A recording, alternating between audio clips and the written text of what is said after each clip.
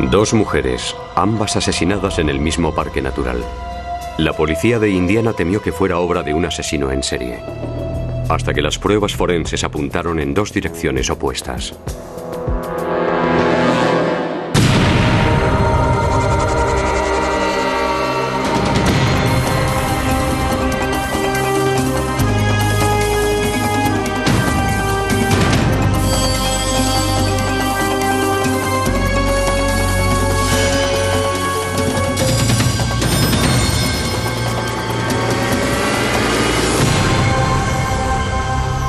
Crímenes imperfectos.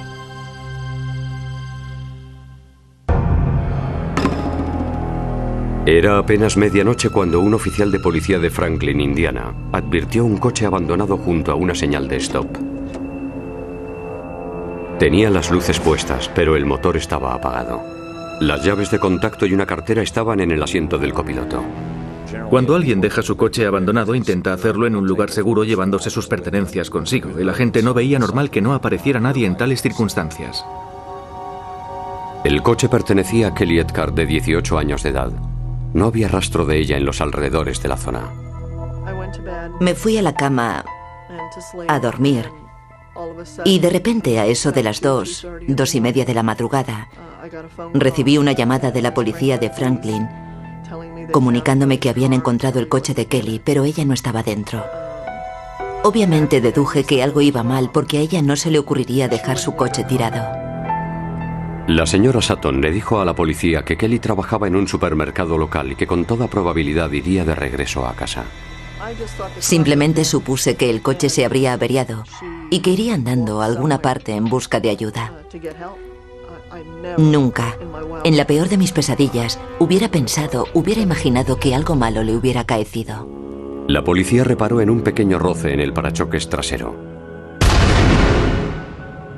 y se preguntó si no sería que hubieran alcanzado a Kelly por detrás intencionadamente con el fin de hacerla salir de su vehículo. Estamos rastreando hasta debajo de las piedras. Esperemos que esté viva. Nuestra esperanza es que se haya ido caminando y que vuelva a su casa. Pero como agentes del orden tampoco debemos descartar el peor de los desenlaces. Durante 4 días, policía y voluntarios rastrearon la zona. Su familia encendió velas toda la noche y rezó para que Kelly apareciera sana y salva. Estamos preocupados, estupefactos, deseosos de saber algo, pero también esperanzados.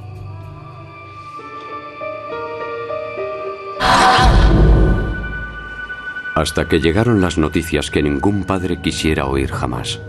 2 mujeres que paseaban a sus perros encontraron el cuerpo de Kelly en una hondonada a unos 70 kilómetros del lugar. Estaba descalza. Le faltaban todas las joyas. La misma posición de su cuerpo, la manera como estaban dispuestos los brazos y el torso, indicaban que la habían arrojado allí. Necesitaba algo que me hiciera sentirla cerca. Entonces me trajeron una foto de su graduación que estaba dentro del coche. La llevé conmigo durante mucho tiempo. Tenía algo para notarla cercana, lo necesitaba. Los médicos forenses concluyeron que Kelly Edgar había sido estrangulada hasta morir. Tenía 3 cosas alrededor de su cuello: una cadena de metal bañada en oro, el cordón de una zapatilla de deporte y la correa que ata el peto de un mono vaquero. La autopsia reveló que Kelly había sido agredida sexualmente y recibido un disparo. Tenía una herida en la parte derecha del hueso frontal que parecía el orificio de entrada de una bala. Sin embargo, la bala estaba hecha de cera, no de plomo. La única arma que sabía que se le parecía es la utilizada en los mataderos. Con ella se le apunta a los animales en la cabeza y se les deja sin sentido antes de ser descuartizados. Creemos que chocó contra la parte trasera del coche para así hacerla parar y salir del vehículo. En un determinado momento conseguiría inmovilizarla recurriendo a algún medio que suponemos fue el arma con la que le disparó, o quizás la obligó a punta de pistola a meterse en su coche. En la vestimenta de Kelly, los investigadores encontraron hilos blancos, además de trilobal verde, que es la fibra sintética de las esterillas, lo cual sugería que había sido envuelta en algo de color blanco e introducida en un coche tapizado de verde oliva. ¿Les llevaría esta información hasta el asesino?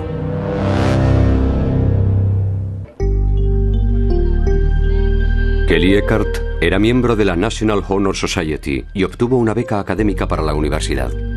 Parecía destinada a un futuro brillante. 3, 2, 1. Le arrebataron la vida. Era una persona muy buena como para que le sucediera esto. He investigado cantidad de casos a lo largo de mi carrera. Este en particular fue muy conmovedor, nos desgarró el alma. Se trataba de una joven en la plenitud de su vida, empezando su educación universitaria y dispuesta a llevar una vida realizada y feliz. Y por algún motivo execrable, le sesgaron su existencia y eso es algo muy doloroso. El cuerpo de Kelly fue encontrado en un barranco a los 4 días de su desaparición. Los investigadores querían saber cuándo fue asesinada. El doctor Neil Haskell, entomólogo forense, halló en el cadáver larvas de la mosca verde, una especie que se instala en los cuerpos inmediatamente después de cuando sobreviene la muerte. Su ritmo de crecimiento es rápido y constante. Proporcionó una pista vital a la hora de determinar el momento del fallecimiento. Actúa como un reloj. Conociendo su cadencia de crecimiento y desarrollo nos puede servir para hacer un cálculo a la inversa. El doctor Haskell cree que Kelly fue asesinada la misma noche de su desaparición. Dado que las moscas verdes son solo activas de noche, ella tuvo que haber sido asesinada en cualquier momento después de que anocheciera, entre el día 26 y el amanecer del 27. Lo que es evidente es que ya estaba muerta en el momento del alba. La policía interrogó a todos los que vieron a Kelly Eckhart la noche que ella desapareció. Según su jefe, Kelly terminó su turno en la tienda de 24 horas a las 10 de la noche. Después quedó con su novio Anthony y con la madre de este. Los tres estuvieron comprando hasta las 11:15. A continuación, todos se marcharon en coches diferentes. La última persona en ver a Kelly Eckhart con vida fue su novio de entonces, Anthony Evans. También dedujimos que si algo le había sucedido a ella, el autor tendría que ser más bien alguien relacionado con su entorno. Él era el sospechoso. Le estuvieron vigilando durante un tiempo, hasta el más mínimo detalle. Pero Anthony declaró no haberla visto después y afirmó disponer de una coartada. Se paró en otra tienda de alimentación en su camino a casa. Nos entregó un recibo de compra. Nos dirigimos a ese local para corroborar dicha información con gente que pudo haberla visto. No dimos con nadie que nos dijera, sí, vi a este chico en concreto, y sin embargo él conservaba el justificante de compra. Sin una pista sólida, la policía solicitó la ayuda de la ciudadanía y dio a conocer que a la víctima le faltaban unas determinadas zapatillas de deporte. Sus zapatillas de tenis eran de cuero. Me parece que ella calzaba un 40 y medio. Estas eran de color blanco. Conseguimos un modelo idéntico en una tienda de Ohio. Las mostramos en los medios de comunicación por si alguien había encontrado tiradas unas zapatillas iguales. 3 semanas después, una llamada anónima informó de que había un par de zapatillas en los baños de la Reserva Natural de Atterbury, a unos 30 kilómetros de donde encontraron el cuerpo de Kelly.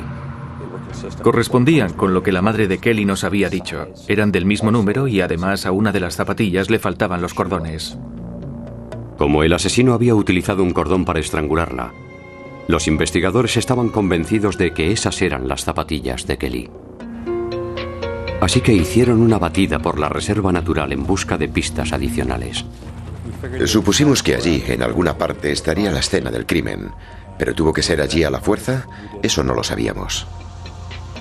El parque natural tenía una extensión de unas 13 hectáreas, pero no encontraron nada. Una semana después, se comunicó a los investigadores que allí se había producido otro crimen. Recibimos la llamada de un detective de la policía estatal informándonos de que había sido encontrado el cadáver de una joven dentro de la Reserva Natural de Atterbury, cerca del mismo lugar donde se hallaron las zapatillas de Kelly. La víctima, Sharon Myers, de 26 años, también había muerto por estrangulamiento. Ambas muertes eran aterradoramente similares. Las dos eran chicas jóvenes y ambas murieron asfixiadas con una especie de cuerda. Los investigadores no encontraron relación alguna entre ambas víctimas, excepto en la forma en que murieron. Ahora tenían que asumir una realidad escalofriante: la búsqueda de un asesino en serie.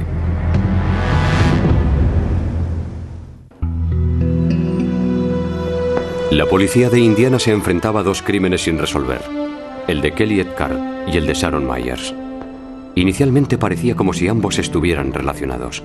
Las dos fueron asesinadas en un radio de 30 o 40 kilómetros.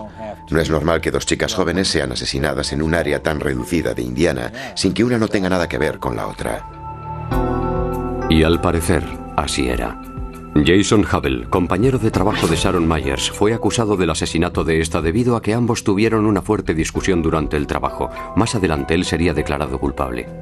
No había pruebas que demostraran que Hubble tuviera algo que ver con el asesinato de Kelly Eckhart. El ADN de Jason Hubble no correspondía con el que había dejado el asesino. De nuevo, la policía solicitó la colaboración ciudadana durante la investigación del caso de Kelly Eckhart. Sorprendentemente, recibieron más de 800 pistas, la mayoría sin fundamento, excepto unas cuantas. Recibimos una llamada en la que habían visto a un hombre dejar en varias ocasiones una camioneta en el aparcamiento del supermercado durante el mismo periodo de tiempo que Kelly estuvo desaparecida. Kelly Eckhart fue vista con vida por última vez en el aparcamiento de ese mismo supermercado de 24 horas. Algunos testigos afirmaron que ese hombre estaba allí prácticamente todas las noches. De hecho, dijeron que tendría que tener algo que ver con Kelly. A él le habían visto acercarse y alejarse de un vehículo de color marrón. Incluso pensaron que estaría decidido a robarlo. Al parecer, el coche de Kelly era de un color parecido, y nos preguntamos si no sería más bien que estuviera examinando detenidamente el coche de ella. Los investigadores montaron vigilancia en el aparcamiento e hicieron un seguimiento del hombre en cuestión. Su nombre era Jeff Wagner, un albañil de 37 años de edad que estaba en pleno proceso de divorcio.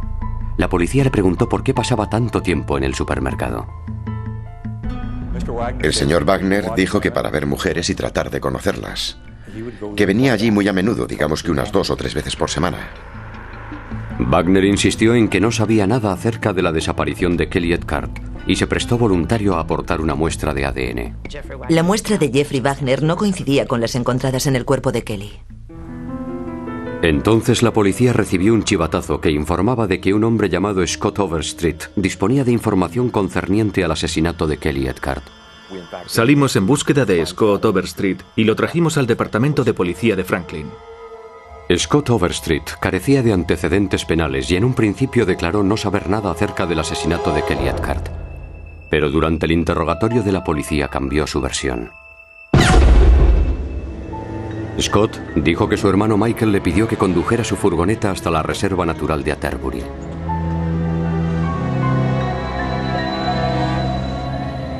Mientras iban de camino, vio a una mujer inconsciente cubierta por una manta en la parte trasera de la furgoneta.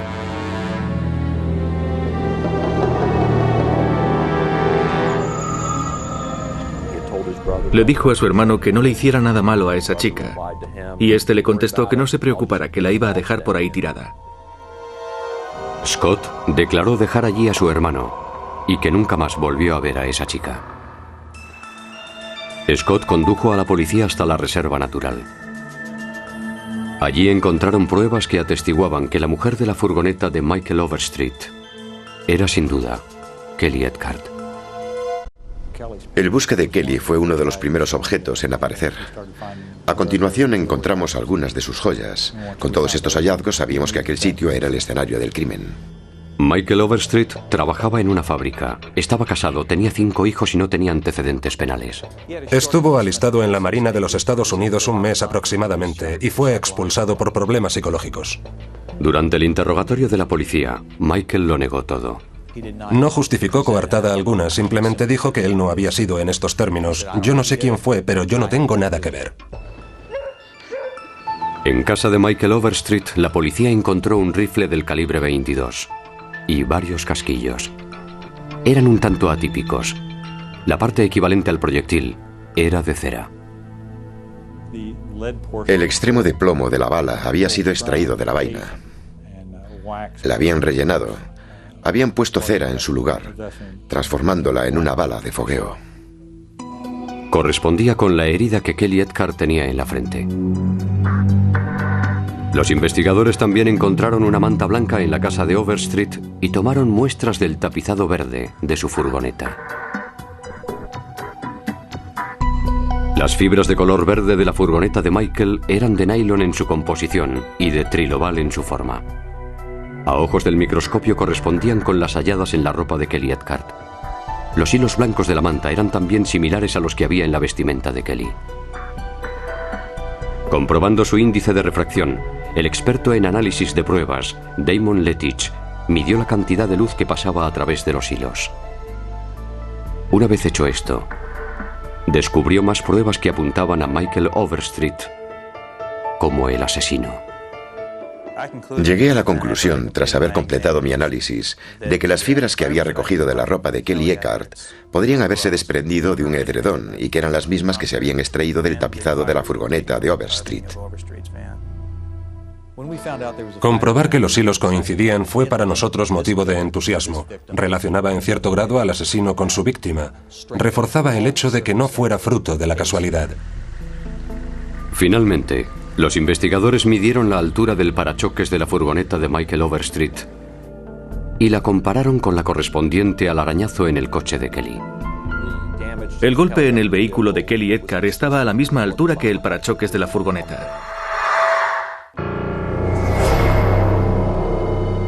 Basándose en las pruebas forenses, la acusación creyó ya saber qué le pasó previamente a Kelly Eckhart, de 18 años de edad, la noche de su asesinato.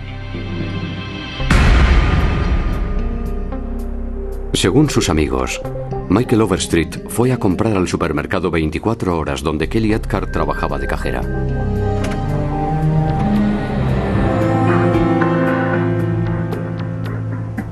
Según la acusación, la noche del crimen siguió a Kelly en su regreso a casa tras el trabajo. Y las pruebas sugieren que colisionó contra el parachoques trasero del coche de Kelly, lo que la instó a parar para comprobar los daños.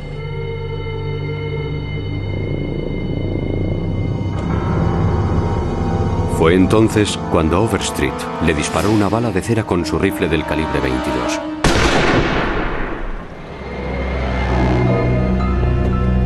El impacto no la mató, pero sí la dejó inconsciente.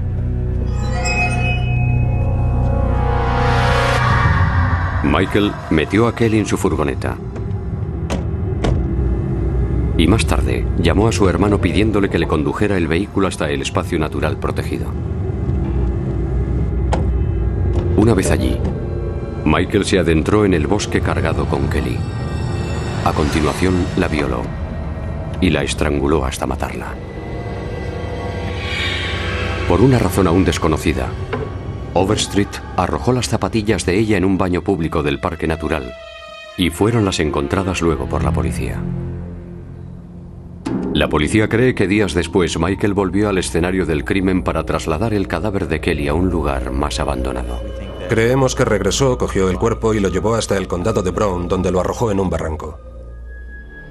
Michael Overstreet dejó tras de sí pruebas suficientes.